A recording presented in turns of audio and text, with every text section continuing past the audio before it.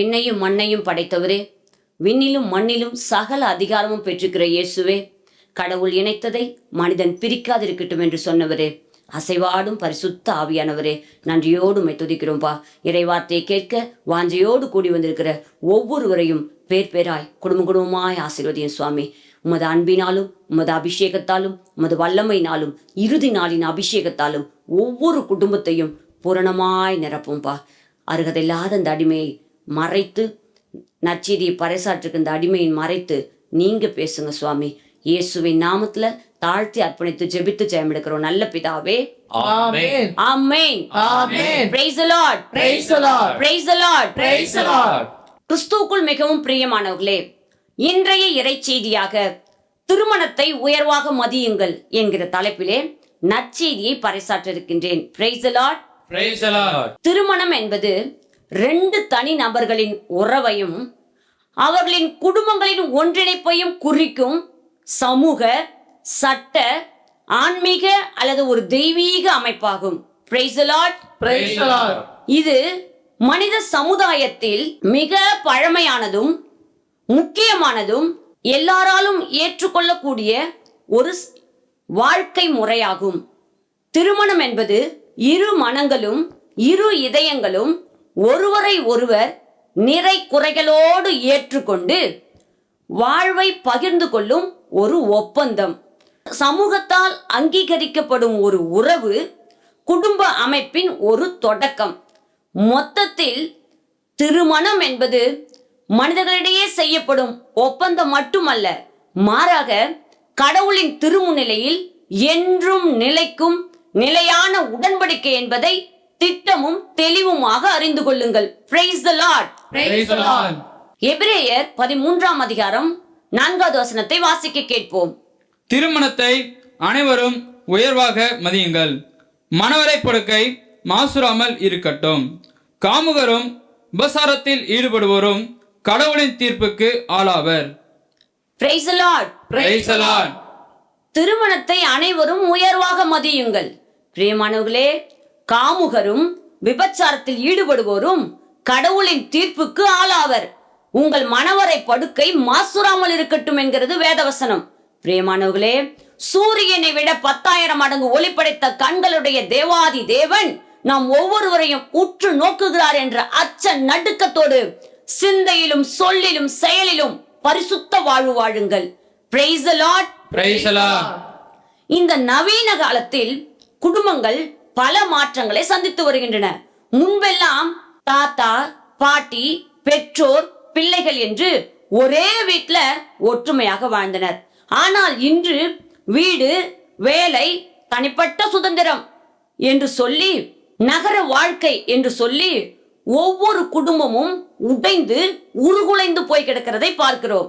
பிரியமானவர்களே, அதிலும் கருத்து வேறுபாடுகளும் நேரமின்மையும் தொழில் அழுத்தமும் இன்னும் திருமண தம்பதிகள் இருவருக்குள்ளேயும் இடைவெளியை அதிகமாக்குகின்றன. வேலைக்கு செல்லும் தம்பதிகளாக இருந்தால் ஒருவரோடு ஒருவர் பேசிக்கொள்ளும் நேரம் குறைவதால் சிறிய கருத்து வேறுபாடும் பெரிய பிரச்சனையாக மாறி இறுதியில் விவாகரத்தில் மூடுகிறது. விவாகம் ரத்தாகி பெற்றோர், பிள்ளைகள், கணவன், மனைவி, பிள்ளைகள் பிரிந்து பெருந்துயருக்கு உள்ளாகி இரு வீட்டாரின் இதயத்திலும் வயிற்றிலும் நெருப்பை அள்ளி கொட்டிவிட்டு எதுவுமே நடக்காதது போல இயல்பாக உலா வருபவர்களை நம் குடும்பத்திலோ அல்லது நம்ம தெருவிலோ நாம் பணி செய்யும் அலுவலகத்திலோ பார்க்கத்தான் செய்கின்றோம். திருமணத்தை உயர்வாக மதியுங்கள். Praise the Lord. Praise the Lord. பிரியமானவர்களே, ஒரே ஒரு வாழ்க்கை. லாபமோ நஷ்டமோ, இன்பமோ துன்பமோ, அது வெற்றியோ தோல்வியோ, உடல் நலமோ நோயோ, இயலாமையோ இல்லாமையோ வறுமையோ, எதுவாக இருந்தாலும் உலகில் உங்களுக்கு துன்பம் உண்டு, எனினும் துணிவுடன் இருங்கள், ஏனெனில் நான் உலகின் மீது வெற்றி கொண்டு விட்டேன் என்று சொன்ன ஆண்டவராகிய இயேசு கிறிஸ்துவை கண்முன் நிறுத்தி அவரையே ஆராதித்து அவர் ஒருவருக்கே பணிவிடை செய்து அவரையே உயர்த்தி அவரது இறை வார்த்தை இரவும் பகலும் வாசித்து தியானித்து வாழ்வாழ்க்கி அவரோடு கூட நீங்கள் உங்கள் திருமண வாழ்வு என்கிற வாழ்க்கை பயணத்தை ஓடும் பொழுது உங்கள் திருமணம் உடையாது. தெய்வ பயமுள்ள குடும்பத்தில் ஆண்டவராகிய இயேசு கிறிஸ்து இருப்பதால் அன்பும் மன்னிப்பும் பெருகி இருக்கும். அப்பொழுது அந்த குடும்பம், அந்த திருமண தம்பதிகள் அதி சீக்கிரத்துல திருமணம் என்கிற உன்னத உறவை உடைக்க மாட்டார்கள். அதுவே தெய்வ பயம் இல்லாத குடும்பத்தில் ஆண்டவராகிய இயேசு கிறிஸ்துவுக்கு முக்கியத்துவம் கொடுக்காமல், அப்படியே கிறிஸ்தவர்களாக இருந்தாலும் நானும் கிறிஸ்தவன் தான் என்று சொல்லி நடிப்பவர்கள் மத்தியில் மன்னிப்பும் இருக்காது, அன்பும் இருக்காது. பணத்துக்கும் பதவிக்கும் பட்டத்துக்கும் சொத்துக்கும் சொகத்துக்கும் முக்கியத்துவம் கொடுத்து ஓடிக்கொண்டிருப்பவர்களின் குடும்பங்களில் சிறிய பிரச்சனையினால் குடும்பம் உடைந்து விடுகிறது. பிரியமானவர்களே, திருமணத்தை உயர்வாக மதியுங்கள். Praise the Lord. Praise the Lord. உங்கள் மனவரை படுக்கை மாசுராமல் இருக்கட்டும். காமுகரும் விபச்சாரத்தில் ஈடுபடுவோரும் கடவுளின் தீர்ப்புக்கு ஆளாவர் என்கிறது வேதவசனம். பிரியமானவர்களே, கவனமாக கேளுங்கள். ஆதியிலே ஆண்டவராகிய கடவுள் ஆதாமை உருவாக்கி, ஆதாம் தனிமையா இருப்பதை கண்டு மனிதன் தனிமையா இருப்பது நல்லதல்ல, அவனுக்கு ஏற்ற துணையை உருவாக்குவேன் என்று சொல்லி ஆதாமுக்கு ஆழ்ந்த உறக்கத்தை வர செய்து ஆதாமிலிருந்து ஒரு விலா எலும்பை எடுத்து அதை பெண்ணாக உருவாக்கி ஆதாமிடத்தில் கொண்டு வந்து கொடுத்தார். கடவுளின் உருவிலேயே அவர்களை படைத்தார். அவர்களை ஆணும் பெண்ணுமாக படைத்தார். அவர்களுக்கு ஆசி வழங்கி பலுகி பெருகி மண்ணுலகை நிரப்புங்கள் என்று ஆசீர்வதித்தார். பிரியமானவர்களே, ஆதியிலே ஆண்டவராகிய கடவுள் ஏற்படுத்திய ஆதாம் ஏவாள் குடும்பத்தில் ஆதாம் இப்படியாக, இவள் என் எலும்பின் எலும்பும் என் சதையின் சதையும் என்று சொல்லி சந்தோஷமாக வாழ்ந்து கொண்டிருந்த குடும்பத்தில் இனி கணவன் தன் தாய் தந்தையை விட்டு தன் மனைவியோடு ஒன்றித்திருப்பான், இருவரும் ஒரே உடலாயிருப்பர் என்று சொல்லி இருந்த ஆதி பெற்றோரின் குடும்பத்திற்குள் பொய்யனும் பொய்மையின் பிறப்பிடமானவனும் திருடுவதையும் அழிப்பதையும் கொல்லுவதையும் மட்டுமே குறிக்கோளாக கொண்டவனுமான அலகை என்றும் சாத்தான் என்றும் அழைக்கப்பட்ட அரக்க பாம்பு உள்ளே நுழைந்து பாவத்தையும் சாபத்தையும் மரணத்தையும் பெற்றுக் கொள்ளுமாறு செய்தது.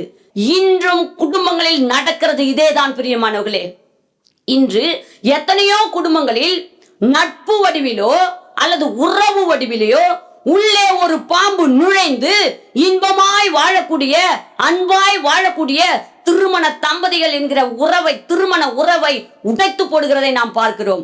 பிரியமானவர்களே, திருவெளிப்பாடு 12ஆம் அதிகாரம் 12வது வசனத்தை வாசித்து பாருங்கள். மண்ணுலகே கடலே, ஐயோ உனக்கு கேடு, தனக்கு எஞ்சிருக்கிற காலம் சிறிதை என்பதை அந்த அலகை அறிந்துள்ளதால் கடுஞ்சீற்றத்துடன் இன்று குடும்பங்களுக்குள் நுழைந்திருக்கிறது.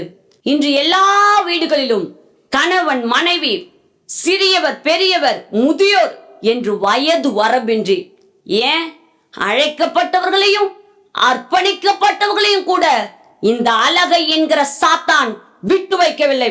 காம உணர்வுகளை தூண்டக்கூடிய பாடல் வரிகளை கேட்க செய்து, அசுத்த படங்களை பார்க்க செய்து, காம உணர்ச்சிகளை தூண்டக்கூடிய சினிமாக்களையும் சீரியல்களையும் பார்க்க செய்து இன்று குடும்பத்துக்குள் நுழைந்து விட்டான்.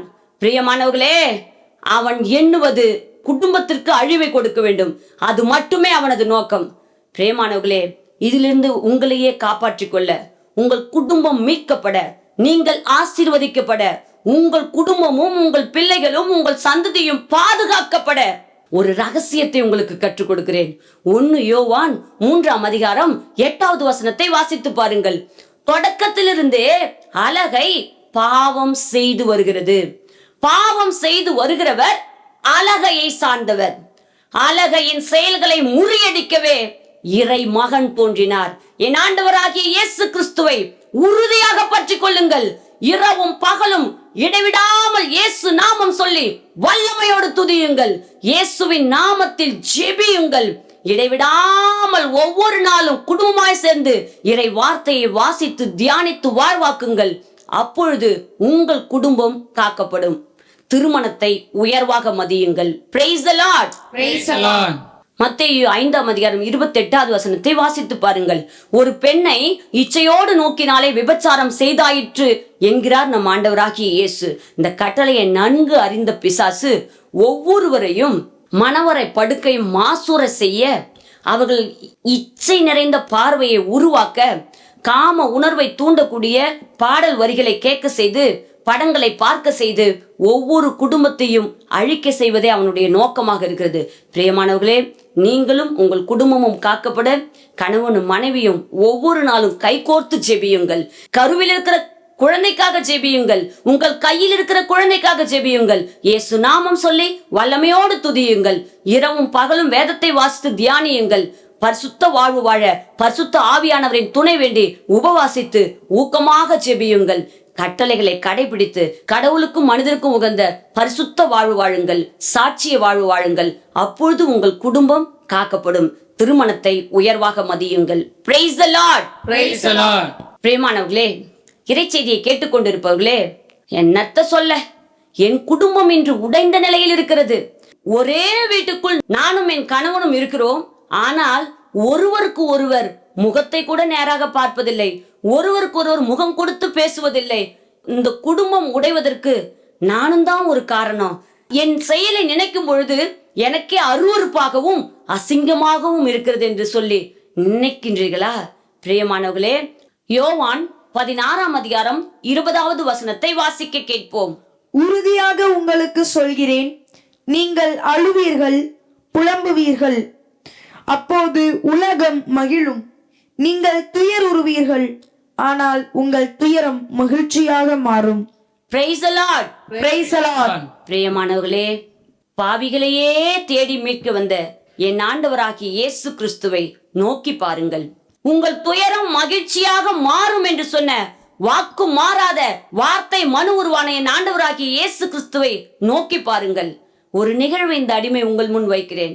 ஆண்டவராகிய இயேசு கிறிஸ்துவிடம் விபச்சாரத்தில் பிடிப்பட்ட ஒரு பெண்ணை இவள் கையும் மெய்யுமாக பிடிப்பட்டாள் என்று சொல்லி கொண்டு வந்து நிறுத்தினார்கள். பிறர் குற்றவாளிகள் என தீர்ப்பிடாதீர்கள், அப்பொழுது நீங்கள் தீர்ப்புக்கு உள்ளாக மாட்டீர்கள் என்று கூறிய நம் ஆண்டவராகிய இயேசு கிறிஸ்து, உங்களுள் பாவம் இல்லாதவர் முதலில் இந்த பெண் மீது கல்லெறியட்டும் என்றார். முதியவர் தொடங்கி அத்தனை பேரும் அந்த இடத்தை விட்டே சென்று விட்டார்கள். பிரியமானவர்களே, இறுதியாக அந்த பெண் மட்டும் நின்று கொண்டிருந்தாள். மகளே, யாரும் தீர்ப்பிடவில்லையா? இல்லை ஆண்டவரே, நானும் தீர்ப்பிடேன், இனி பாவம் செய்யாதே. பிரியமானவர்களே, உள்ளம் உடைந்த நிலையில் மூளையில் முடங்கி கிடப்பவர்களா நீங்கள்? என் ஆண்டவராகிய இயேசு கிறிஸ்துவிடம் முழந்தால் படியிட்டு உள்ளத்தை ஊற்றி உங்கள் கண்ணீரை ஊற்றி வல்லமையோடு உங்கள் இதயத்தை தாழ்த்தி துதித்து ஜெபியுங்கள். அப்பொழுது பாவ கட்டு உடையும், நீங்கள் பரிசுத்தமாக்கப்படுவீர்கள். உங்கள் குடும்பம் மீண்டும் கட்டப்படும். இன்னொரு நிகழ்வையும் இந்த அடிமை உங்கள் முன் வைக்கிறேன். சக்கேயு ஆண்டவராகிய இயேசுவை காணும் ஆவல் கொண்டான். அவன் குள்ளனாக இருந்ததால் காட்டு அத்திமரத்தில் ஏறி இயேசுவை காண ஆவல் கொண்டான். அப்பொழுது இயேசு அங்கே வந்து நின்று, சக்கேயுவை விரைவாய் இறங்கி வா, இன்று நான் உன் வீட்டில் தங்க வேண்டும் என்றார். சக்கேயு வீட்டுக்கு இயேசு வந்தவுடனே சக்கேயு பாவ அறிக்கை செய்தார், பாவ பரிகாரமும் செய்தார். அப்பொழுது ஆண்டவராகிய இயேசு கிறிஸ்து, இன்று இந்த வீட்டுக்கு மீட்பு உண்டாயிற்று என்று சொன்னார். ஆம் பிரியமானவர்களே, சக்கேயு வீட்டுக்கு இயேசு செல்லும் பொழுது இவன் பாவி ஆயிற்றே, பாவிகள் வீட்டுக்கு இவர் செல்லுகிறார் என்று சொல்லி எல்லோரும் முணுமுணுத்தனர். பிரியமானவர்களே, உங்களுக்கு கூட பார்த்து ஊரே பட்டப்பெயர் வைத்து அழைக்கலாம். நீங்கள் கவலைப்படாதீர்கள். என் ஆண்டவராகிய இயேசு கிறிஸ்துவை உற்று நோக்குங்கள். இன்றே இந்த வீட்டுக்கு மீட்பு நாள் என்று சொல்லி சக்கேயு வீட்டுக்கு மீட்பை கொடுத்த என் ஆண்டவராகிய இயேசு கிறிஸ்து மீட்பர் இன்று உங்களையும் நேசிக்கிறார். ஆகவே ஆண்டவராகிய இயேசு கிறிஸ்துவிடம் உங்கள் உள்ளத்தை ஊற்றி ஜெபியுங்கள். பாவம் செய்கிறவர் பாவத்துக்கு அடிமை. உண்மை உங்களுக்கு விடுதலை அளிக்கும். வழியும் உண்மையும் வாழ்வுமானவர் என் இயேசு உங்களுக்கு விடுதலை கொடுப்பார். வார்த்தையே உண்மை. யோவான் 17:17 படி இறை வார்த்தையே உண்மை. இடைவிடாமல் உட்கார்ந்து வாசியுங்கள், வரி வரியாக வாசியுங்கள். அப்பொழுது நீங்கள் விடுதலையை பெற்றுக்கொள்வீர்கள். உங்கள் குடும்பத்தில் மகிழ்ச்சியும் சந்தோஷமும் ஆனந்தமும் இருக்கும். உங்கள் திருமண பந்தம் உடையாமல் காக்கப்படும். உங்கள் எதிர்கால சந்ததியும் ஆசீர்வதித்து உயர்த்தப்படும். திருமணத்தை உயர்வாக மதியுங்கள். Praise the Lord. Praise the Lord. பிரியமானவர்களே, என் குடும்பம் உடைந்த நிலையில் இருக்கிறதே என்று சொல்லி சாத்தான் வழிபாடு, சிலை வழிபாடு, வேற்று தெய்வ வழிபாடு அல்லது மந்திரவாதிகள், மாயவித்தைக்காரர்கள், குறி சொல்பவர்கள் என்று சொல்லி அவர்களும் சென்று உங்கள் கையை நீட்டி விடாதீர்கள். குளிப்பதற்கு சென்று சேத்தை பூசிக்கொண்டு வந்த கதையாக முன்னைய நிலையை விட உங்கள் பின்னைய நிலைமை இருக்க மோசமாகிவிடும் என்பதை திட்டமும் தெளிவுமாக அறிந்து கொள்ளுங்கள். என் ஆண்டவராகிய இயேசு கிறிஸ்துவை மட்டுமே உறுதியாக பற்றி கொள்ளுங்கள். பாவ அறிக்கை செய்து ஆண்டவராகிய இயேசு கிறிஸ்துவை ஆண்டவரும் மீட்பருமாக விசுவாசித்து ஏற்றுக்கொண்டு அவர் ஒருவரையே பற்றி கொள்ளுங்கள். என் ஆண்டவராகிய இயேசு கிறிஸ்து உலகின் மீட்பர். உங்கள் குடும்பத்துக்கு மீட்பு தர மாட்டாரா? அவரை உறுதியாக பற்றி கொள்ளுங்கள். Price the Lord. பிரியமானவர்களே, அறிவு தெளிவோடு விழிப்பாயிருங்கள். யாரை விழுங்கலாம் என சாத்தான் தேடி திரிந்து அலைந்து கொண்டிருக்கிறான். அவன் வலையில் சிக்கிக்கொள்ளாதபடி என் ஆண்டவராகிய இயேசு கிறிஸ்துவை உறுதியாக பற்றி கொள்ளுங்கள். திருமணத்தை உயர்வாக மதியுங்கள்.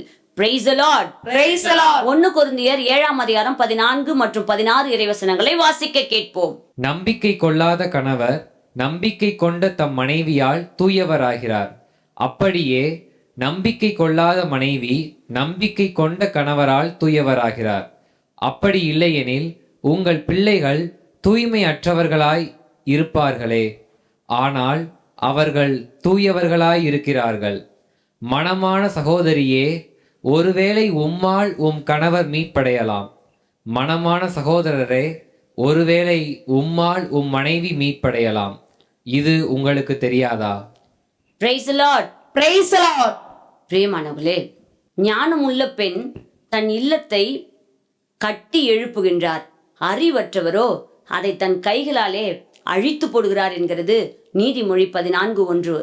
பிரியமானவர்களே, ஒருவேளை மனைவியால் கணவனும் கணவனால் மனைவியும் மீட்பை பெற்றுக்கொள்ளலாம். நம்பிக்கை கொண்ட கணவனால் நம்பிக்கை கொண்ட மனைவியால் நம்பிக்கை கொள்ளாத மற்ற இருவரும் மீட்பை பெற்றுக்கொள்கிறார்கள். சிறை காவலன் நான் மீட்பை பெற்றுக்கொள்ள என்ன செய்ய வேண்டும் என்று கேட்டார். திருத்துதர் பணி 16ஆம் அதிகாரம் 31வது வசனத்திலே பவுலும் சீலாவும் இப்படியாக கற்றுக் கொடுத்தார்கள். ஆண்டவராகிய இயேசுவின் மேல் நம்பிக்கை கொள்ளும், அப்பொழுது நீயும் உன் வீட்டாரும் மீட்படைவீர்கள். ஆம் பிரியமானவர்களே, ஆண்டவராகிய இயேசு கிறிஸ்துவை உறுதியாக பற்றி கொள்ளுங்கள். திருமணமான பெண்களே, கணவனுக்கு பணிந்திருங்கள்.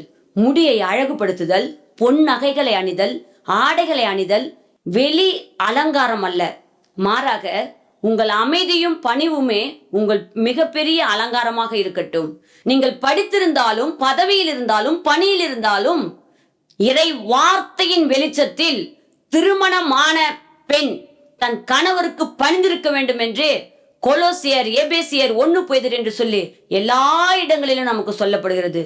பிரியமானவர்களே, அப்போல்லாம் பழைய காலத்துல சொல்லுவார்கள், கிராமங்களில் நாட்டுக்கு ராணியாக இருந்தாலும் வீட்டுக்கு மனைவி என்று சொல்லி உங்கள் திருமணம் காக்கப்பட, திருமணத்தை உயர்வாக மதிக்க கணவனை மதித்து மாமியார் மாமனாரை அன்பு செய்து வாழுங்கள், பணிந்திருங்கள். திருமணமான பெண்களே, உங்கள் கணவருக்கு பணிந்திருங்கள். அப்படியே திருமணமான ஆண்களே, உங்கள் மனைவியை அன்பு செய்யுங்கள். உங்களை விட வலு குறைந்தவர்கள் என்பதால் அவர்களை கொடுமைப்படுத்தாதீர்கள். திருமணமான ஆண்களே, உங்கள் மனைவியை அன்பு செய்யுங்கள், அவர்களை கொடுமைப்படுத்தாதீர்கள். மன வாழ்க்கைக்குரிய உரிமைகளை இருவருமே ஒருவருக்கொருவர் மறுக்காதீர்கள். மொத்தத்தில் நல்ல மனைவியே ஒரு கணவனுக்கு கிடைக்கும் மிகப்பெரிய சொத்து என்று சொல்லி சீராக்கி ஞானத்தில் கூறப்படுகிறது. பிரியமானவர்களே, தமது சொந்த குடும்பத்தை நடத்த தெரியாத ஒருவரால் சபை கண்காணிப்பாளராக இருக்க முடியாது என்கிறது வேதவசனம். கண்களிலும் தன் சிந்தையிலும் சொல்லிலும் செயலிலும் பரிசுத்தம் இல்லாத ஒரு ஓட்டுநரோ, ஒரு ஆசிரியரோ, ஒரு காவல் அதிகாரியோ, ஒரு மருத்துவரோ இருப்பார்கள் என்றால் அந்த இடம் எப்படி இருக்கும்? உங்கள் சிந்தையும் சொல்லும் செயலும் எப்பொழுதும் பரிசுத்தமாக்கப்படட்டும். பாறையை நொறுக்கும் சம்மட்டியை போன்ற இறைவார்த்தையை இரவும் பகலும் வாசித்து தியானியுங்கள். அப்பொழுது இச்சை நிறைந்த பார்வை உங்களை விட்டு வெளியேறும். உங்கள் கண்கள் பரிசுத்தமாக்கப்படும், உங்கள் சிந்தை பரிசுத்தமாக்கப்படும், உங்கள் வார்த்தைகள் பரிசுத்தமாக்கப்படும். நீங்கள் செய்யும் செயல்கள் அத்தனையிலும் வெற்றி பெறுவீர்கள். திருமணத்தை உயர்வாக மதியுங்கள். Praise the Lord. Praise the Lord. திராட்சை மது அருந்தி குடிவெறிக்கு ஆளாகாமல் ஆண்டவராகிய கடவுளை நன்றியோடும் புகழ் பாடலோடும் எப்பொழுதும் பாடி துதித்து ஆராதியுங்கள். ஈசாக்கு ஜெபித்ததாலே ரெபேக்காள் கருவுற்று இரட்டையர்கள் பெற்றெடுத்தாள் என்று வேதத்திலே வாசிக்கிறோம். பிரியமானவர்களே, திருப்பாடல் 128லும் ஆண்டவருக்கு அஞ்சி வாழ்கிற ஆடவர் பெற்றுக்கொள்ளக்கூடிய ஆசீர்வாதங்கள் உழைப்பின் பயனை உண்பீர்கள். அவர்கள் வீட்டில் மனைவி கனிதரும் திராட்சை செடி, அவர்கள் உண்ணும் இடத்தில் பிள்ளைகள் ஒலிவ மர கன்றுகளைப் போல இருப்பார்கள். அவர்கள் பிள்ளைகளின் பிள்ளைகளை காண்பார்கள். பிரியமானவர்களே, திருமணத்தை உயர்வாக மதியுங்கள். ஆண்டவராகிய இயேசு கிறிஸ்துவை மட்டும் உறுதியாக பற்றி கொள்ளுங்கள். இடைவிடாமல் உங்கள் நாவு எப்பொழுதும் இயேசு நாமம் சொல்லி துதித்து கொண்டே இருக்கும் பொழுது உங்களுக்குள்ளும் உங்கள் வீட்டுக்குள்ளும் குடிவெறியின் ஆவியோ விபச்சார வேசித்தனத்தின் ஆவியோ உள்ளே நுழையவே முடியாது. அக்கினி வேலையடைத்து நெருப்பு சுவராயிருந்து உங்களையும் உங்கள் குடும்பத்தையும் என் ஆண்டவராகிய இயேசு கிறிஸ்து காத்து வருவார். Praise the Lord. Praise the Lord. Malachi 2:16 வாசிக்க கேட்போம். ஏனெனில் மனமுறிவை நான் வெறுக்கிறேன் என்கிறார் இஸ்ரவேலின் கடவுளாகிய ஆண்டவர். மனமுறிவு செய்கிறவன் வன்முறையை மேலாடை கொண்டு மறைக்கிறான் என்கிறார் படைகளின் ஆண்டவர். ஆகையால் எச்சரிக்கையாய் இருங்கள், நம்பிக்கை துரோகம் செய்யாதீர்கள். Praise the Lord. Praise the Lord. பிரியமானவர்களே, மனமுறிவு என்பது இருவரின் உணர்ச்சி நம்பிக்கை சேதமடைந்து ஒருமனப்பாடு குலையும் போது எடுக்கும் ஒரு முடிவு. இது சட்ட ரீதியான முடிவாக இருந்தாலும் மன ரீதியாக ஏராளமான பாதிப்புகளை ஏற்படுத்தும்.